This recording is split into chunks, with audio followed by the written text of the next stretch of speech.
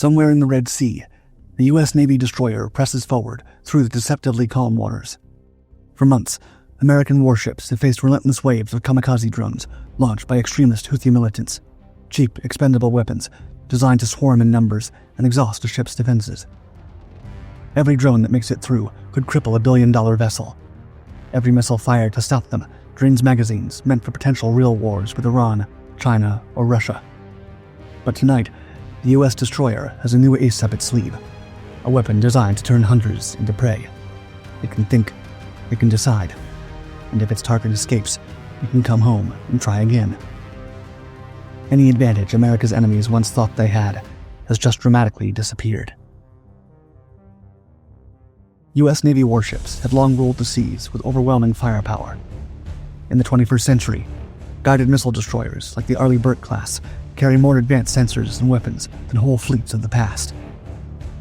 These 9,500-ton steel titans are floating arsenals of American technological supremacy. Each destroyer's AN/SPY-1D radar system can simultaneously track over 100 targets at ranges exceeding 200 miles, capabilities that dwarf anything America's adversaries can field. The ship's Aegis combat system processes this information in real time, creating a comprehensive picture of the battle space that would have been science fiction just decades ago. Hidden beneath the deck plates, 96 vertical launch cells stand ready to unleash a devastating array of American-made precision weapons. Standard missiles can knock aircraft from the sky at distances of 100 miles or more. Tomahawk cruise missiles can strike targets 1,000 miles inland with pinpoint accuracy. Evolved Sea Sparrow missiles provide close-in defense against incoming threats. With a crew of just over 300, these destroyers pack more firepower than most nations' entire navies. Nevertheless, in today's battle space, they face an unexpected threat: the drone. The same technological revolution that gave the United States its edge has also democratized warfare, putting sophisticated capabilities into the hands of non-state actors and rogue regimes. Small, fast, and expendable, unmanned aerial vehicles have become the weapon of choice for America's adversaries. Since 2023, in the hands of Iran and its Houthi proxies in Yemen, they've been launched in swarms against ships transiting the Red Sea and the Gulf of Aden. Each one cost only a small fraction of a missile, yet they force warships to expend million-dollar interceptors just to stay afloat. When dozens of low-end drones suddenly appear on radar, an Arleigh Burke-class destroyer's magazines can be emptied in minutes. With the cost-exchange ratio stacked in the enemy's favor, the United States quickly realized that a new solution was needed, something that could deal with the rising drone threat head-on without breaking the bank. Now, it seems the Navy is preparing to reassert its dominance with a new arsenal of weapons that can do just that. In July 2025, new photographs surfaced of USS Bainbridge, Arleigh Burke-class destroyers, and part of the USS Gerald R. Ford carrier strike group, currently on patrol in the Ionian Sea between Italy and Greece. Sharp-eyed observers noticed the addition of new launchers on the aft side for superstructure, near the ship's Mark 41 vertical launch system. Within days, additional photographs revealed similar installations aboard another destroyer from the Gerald R. Ford Group, USS Winston S. Churchill. So what exactly are these launchers, and how will they help the U.S. Navy win the drone war? One of the revolutionary counter-drone systems being added to American destroyers is the Raytheon Coyote. The Coyote's path to combat success began in an unlikely place: hurricane research. Originally developed to fly into the eye of storms for the National Weather Service, this 13-pound, 36-inch interceptor evolved into something far more deadly when military engineers recognized its potential. By 2018, the Army had awarded Raytheon contracts to deliver combat-configured versions, and the weapon achieved initial operational capability just 17 months later. The jet-powered Block 2 variant represents a quantum leap from its weather-tracking origins. At speeds exceeding 370 miles per hour, it can intercept threats at ranges of 6 to 9 miles before its 4-pound warhead detonates in a precisely calculated fragment pattern. Unlike traditional surface-to-air missiles that either hit their target or self-destruct, the Coyote can loiter over the battlefield for up to 4 minutes, waiting to pounce on its victim. The system's adaptability is truly revolutionary. If it misses on the first pass, it can circle back for another attack, If the threat disappears, it can patrol the area until new targets emerge. If conditions change, it can be retasked in real time by ground controllers who maintain constant communication through its data link systems. At $100,000 per interceptor, the Coyote costs less than 4% of a standard missile. Yet its hit rate in combat operations spanning 3 continents has validated Pentagon confidence in the concept. Combat deployments have ranged from protecting the temporary Gaza Pier operation to defending forward operating bases across Africa and the Middle East. More importantly, the Coyote can be mass-produced using commercial off-the-shelf components, a stark contrast to the complex, expensive missiles filling traditional naval magazines. When faced with drone swarms numbering in the dozens or hundreds, quantity matters as much as quality. By 2024, it had become clear that the Coyote's potential reached far beyond Army use, and the Pentagon began placing large orders for the Navy. But the Coyote wasn't the only weapon catching the Pentagon's attention.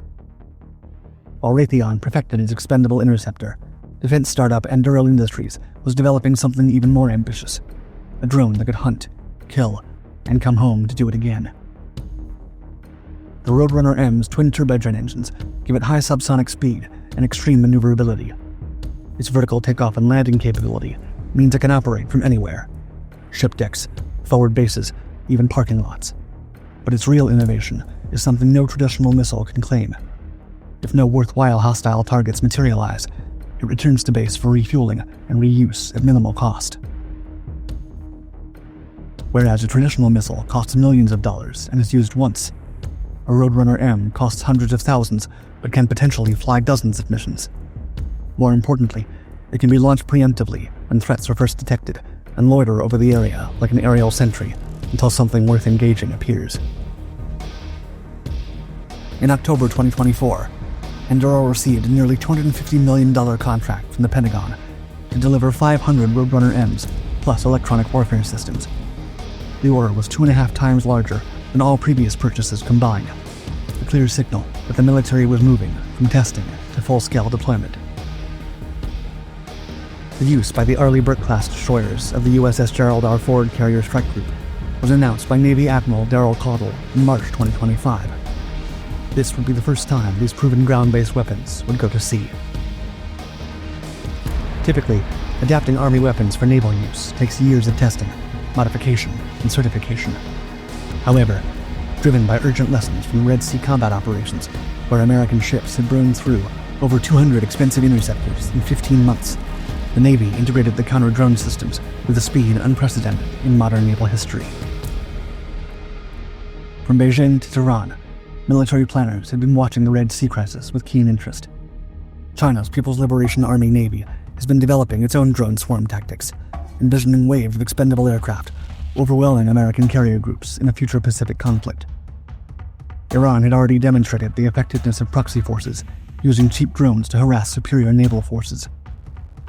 Russia had pioneered similar tactics in Ukraine, where swarms of commercial drones were being weaponized daily. For America's adversaries, the math had seemed favorable. Why build expensive warships when you could flood the battle space with hundreds of disposable drones? The cost-exchange ratio threatened to neutralize America's technological advantages through sheer numbers. However, the Coyote and Roadrunner deployments changed that calculus overnight. Intelligence agencies in hostile capitals now faced uncomfortable questions. If America could rapidly deploy proven counter-drone systems to its most valuable warships, what other capabilities were being fast-tracked in response to evolving threats? The drone revolution that seemed to favor asymmetric warfare had been met with an even faster American counter-revolution. Right now, only a handful of American destroyers carry these revolutionary weapons. But if the Red Sea taught the Navy anything, it's that every ship needs counter-drone capabilities, not just the newest ones. The question isn't whether these systems will spread across the fleet. It's how fast the Navy can make it happen. While production ramps up, the technology itself continues evolving. The Army is already purchasing Coyote Block 3 variants that use non-kinetic payloads instead of explosives, likely electronic warfare systems that can disable drones without destroying them. These versions can potentially be recovered and reused, just like the Roadrunner M. Perhaps the Navy will also begin exploring whether these platforms could serve additional roles. Theoretically, reconnaissance variants could scout ahead of carrier groups. Strike versions could attack enemy ships or shore installations. The same vertical launch capability that makes them effective interceptors could turn them into offensive weapons that enemies can't track or predict. Other navies are taking notice.